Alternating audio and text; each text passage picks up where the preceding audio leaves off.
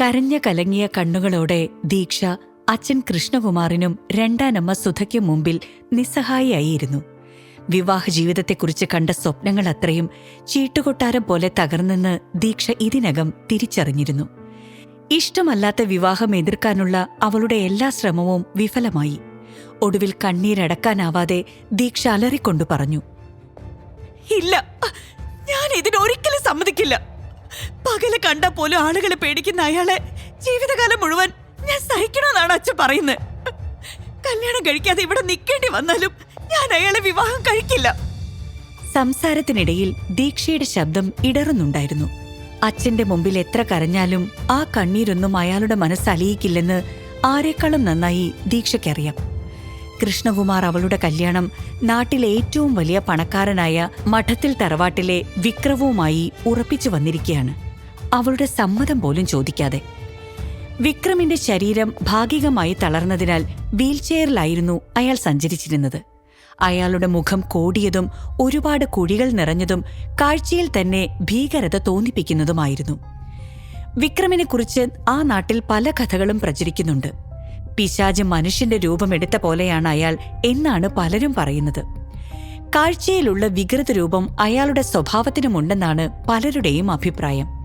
അയാൾക്കെന്തോ മാറാരോഗമാണെന്നും കുറച്ചു കാലമേ അയാൾക്ക് ആയുസുള്ളൂ എന്നും പല കഥകളും കേൾക്കുന്നുണ്ട്. എന്നാൽ വിക്രമിന് പിന്നിൽ ആർക്കും അറിയാത്ത ചില രഹസ്യങ്ങളുണ്ട്.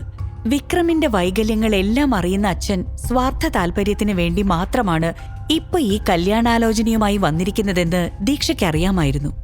ദീക്ഷയും അച്ഛൻ കൃഷ്ണകുമാറും അമ്മ ലതയും സന്തോഷത്തോടെയായിരുന്നു കഴിഞ്ഞിരുന്നത്.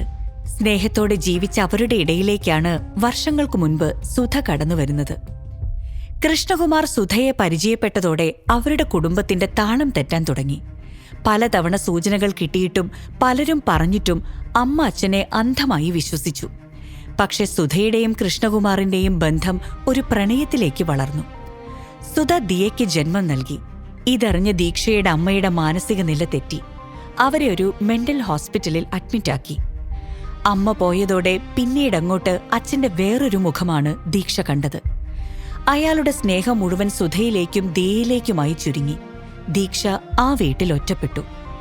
പിന്നീടുള്ള ജീവിതത്തിൽ ഒരിക്കലും ദീക്ഷ സന്തോഷത്തോടെ ഉറങ്ങിയിട്ടില്ല. പല രാത്രികളിലും അവളെ അവിടെ ഒറ്റയ്ക്കാക്കി അവർ കറങ്ങാൻ പോയി.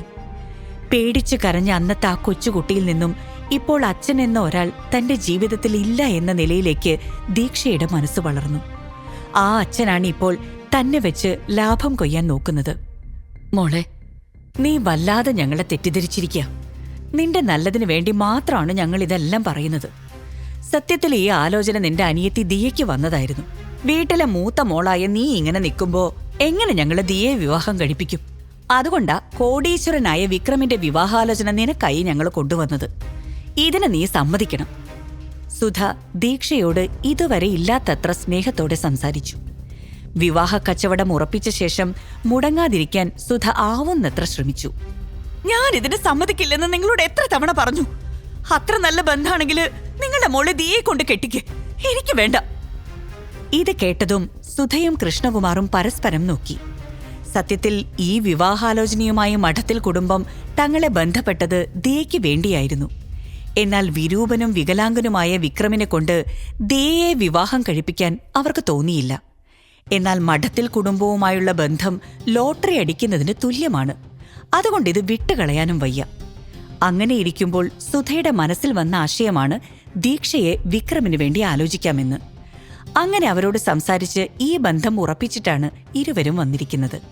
നോക്കു മോളെ, ഇത്രയും വലിയ കുടുംബത്തിന്റെ ഭാഗമാവുന്നതോടുകൂടി നിന്റെ ജീവിതം സുരക്ഷിതമാവും.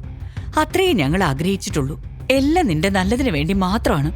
നിനക്കത് മനസ്സിലാക്കാൻ സാധിക്കുന്നില്ലെങ്കിൽ പിന്നെ ഞങ്ങൾ എന്തു ചെയ്യാനാ? സുധ നാടകം തുടർന്നു. നിങ്ങളുടെ ആഗ്രഹമൊക്കെ എന്താണെന്ന് എനിക്കറിയാം. അതുകൊണ്ട് നിങ്ങൾ ഇനി എത്രയൊക്കെ കിടന്ന് അഭിനയിച്ചാലും ഞാൻ സമ്മതിക്കുന്ന നിങ്ങൾ പ്രതീക്ഷിക്കണ്ട. ദീക്ഷ തീർത്തു പറഞ്ഞു. ആണോ? നിന്റെ അമ്മയെ കാണിച്ചു തന്നാലും ഇതാണോ നിന്റെ തീരുമാനം? സുധ അവസാന ആയുധം പുറത്തെടുത്തു. ദീക്ഷ ഞെട്ടിപ്പോയി. അമ്മ! അന്ന് മെന്റൽ ഹോസ്പിറ്റൽ ആയതിനു ശേഷം ഇടയ്ക്കിടെ ദീക്ഷ അമ്മയെ സന്ദർശിക്കുമായിരുന്നു. എന്നാൽ ഒരിക്കൽ അമ്മ ആരോടും പറയാതെ ആരും കാണാതെ അവിടെ നിന്നും എവിടേക്കോ ഇറങ്ങിപ്പോയി. ഒരുപാട് അന്വേഷിച്ചെങ്കിലും കണ്ടുകിട്ടിയില്ല. ഇനി ഒരിക്കലും കാണാൻ കഴിയില്ലെന്ന് കരുതിയ ആ അമ്മയെ കാണിച്ചു തരാമെന്നാണ് ഇപ്പോൾ ഇവർ പറയുന്നത്. ദീക്ഷയ്ക്ക് സുധയുടെ വാക്കുകൾ വിശ്വസിക്കാനായില്ല. സുധ കൃഷ്ണകുമാറിനെ നോക്കി. അയാൾ ടേബിളിന്റെ ഉള്ളിൽ നിന്നും ഒരു ഫയൽ പുറത്തെടുത്തു. അതിൽ കുറച്ച് ഫോട്ടോസ് ആയിരുന്നു. സുധ അത് ദീക്ഷയുടെ നേർക്ക് നീട്ടി. അത് കണ്ടതും അവളുടെ കണ്ണുകൾ നിറഞ്ഞു. അതുവരെ പിടിച്ചു നിന്ന് അവളുടെ ധൈര്യമെല്ലാം ചോർന്നു പോകുന്നത് പോലെ. അമ്മയുടെ ഫോട്ടോസ് ആയിരുന്നു അത്. അമ്മ എവിടെയോ അലസമായി ഇരിക്കുന്നതിന്റെ ചിത്രമാണത്. പക്ഷേ എവിടെയാണെന്ന് മനസ്സിലാവുന്നില്ല. ഇത് കണ്ടോ? ഹോസ്പിറ്റലിൽ നിന്ന് ചാടിപ്പോയ നിന്റെ അമ്മയെ ഞങ്ങൾ കണ്ടെത്തിയിട്ടുണ്ട്. അവരെ ഞങ്ങൾ ഒരു സ്ഥലത്ത് താമസിപ്പിച്ചിരിക്കുക. അമ്മയെ തിരിച്ചു വേണമെന്നുണ്ടെങ്കിൽ നീ ഇതിന് സമ്മതിക്കണം, സുധ പറഞ്ഞു. അമ്മയെ കണ്ടെത്തുന്നതിനേക്കാൾ വലുതല്ല ദീക്ഷയ്ക്ക് ഈ ലോകത്ത് മറ്റൊന്നും. അവൾ നിസ്സഹായതയോടെ സുധയുടെ മുഖത്തേക്ക് നോക്കി. അതിൽ അവളുടെ വിവാഹ സമ്മതമുണ്ടായിരുന്നു.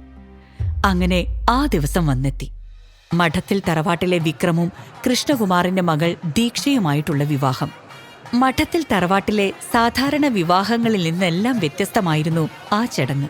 ആർഭാടങ്ങളൊന്നുമില്ലാതെ അടുത്ത ബന്ധുക്കളും സുഹൃത്തുക്കളും മാത്രം പങ്കെടുത്ത ഒരു ചെറിയ വിവാഹം. വിവാഹവേഷത്തിൽ മണ്ഡപത്തിൽ ഇരിക്കുകയാണ് ദീക്ഷ. പക്ഷെ അവളുടെ മുഖം ഒട്ടും പ്രസന്നമായിരുന്നില്ല. കൃഷ്ണകുമാറും സുധയും ക്ഷണിക്കപ്പെട്ട അതിഥികളെ വരവേൽക്കുന്ന തിരക്കിലാണ്. എന്നാലും കൃഷ്ണ, നിന്റെ ഒരു ഭാഗ്യം. ഇത്രയും വലിയ കുടുംബത്തിലേക്കാണല്ലോ മകളെ കെട്ടിച്ചയക്കുന്നത്. ഇനി നിന്നെ കാണാൻ പോലും കിട്ടില്ലല്ലോ, കൃഷ്ണകുമാറിനോട് ഒരു ബന്ധു പറഞ്ഞു.